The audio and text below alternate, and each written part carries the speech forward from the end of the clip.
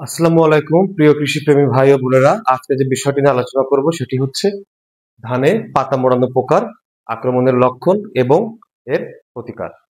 এই পাতা মোড়ানো পোকাকে ইংরেজিতে বলা হয় লিফ রোলার। এই পোকা আক্রমণ করলে যে লক্ষণগুলো দেখা দেয় তার মধ্যে রয়েছে পাতায় সাদা দাগ দেখা দিবে, লম্বা লম্বা সাদা দাগ দেখা দিবে। পাতার মাথার অংশের যে ডগা থাকে সেই ডগাগুলো কামড়ে খেয়ে ফেলবে, দেখে মনে হচ্ছে কেউ কামড়ে খেয়েছে বা ছিঁড়ে ফেলেছে। পাতার বিভিন্ন অংশে পাতাকে মুড়িয়ে ফেলবে, মুড়িয়ে একটি রোল তৈরি করে ফেলবে। আমরা যদি ওই মোড়ানো অংশটা খুলে ফেলি তাহলে ওখানে আমরা পোকার মল এবং ডিম দেখতে পারবো, পোকার লার্ভাও সেখানে আমরা দেখতে পারবো। যদি আক্রমণের মাত্রা অনেক বেশি হয় তাহলে সেই ক্ষেত্রে পাতাটি পুড়ে যেতে পারে। আসেন কি কারণে এই পোকার আক্রমণ হয় একটু জেনে নিই। সেটি হচ্ছে যদি জমিতে নাইট্রোজেন বা ইউরিয়া আমরা অতিরিক্ত পরিমাণে প্রয়োগ করে ফেলি সেই ক্ষেত্রে এই পোকার আক্রমণ দেখা দিতে পারে। অথবা যদি বৃষ্টি হওয়ার পরে টানা 2-3 দিন প্রখর রোদ থাকে সেই ক্ষেত্রে এই পোকা আক্রমণ দেখা দিতে পারে।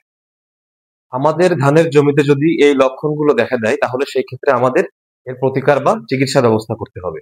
সেই ক্ষেত্রে আমরা যে কাজগুলো করতে পারি সেটা হচ্ছে এই জমিতে বাঁশের কঞ্চি বা অন্যান্য যে কোনো গাছের ডাল পুঁতে দিতে হবে, যাতে করে সেখানে পাখি এসে বসতে পারে, তাহলে পাখি সেই পোকাগুলো খেয়ে ফেলবে। দ্বিতীয়ত, যদি আমাদের বৈদ্যুতিক ব্যবস্থা থাকে তাহলে আমরা সেখানে আলোক ফাঁদ স্থাপন করতে পারি। আর যদি আক্রমণের মাত্রা বেশি হয়ে যায় সেই ক্ষেত্রে ক্লোরোপাইরিফস গ্রুপের কীটনাশক যেমন এসিমিক্স, নাইট্রো, ডার্সবান, কট, এগুলোর যে কোনো একটি কীটনাশক আমরা প্রতি লিটার পানিতে 2 মিলিলিটার পরিমাণ মিশিয়ে অথবা প্রতি লিটার পানিতে 30 ফোঁটা পরিমাণ মিশিয়ে তারপরে আমাদের ধানের জমিতে সুন্দর করে স্প্রে করে দিতে পারি, তাহলে এই পোকার আক্রমণ থেকে রক্ষা পাওয়া যাবে।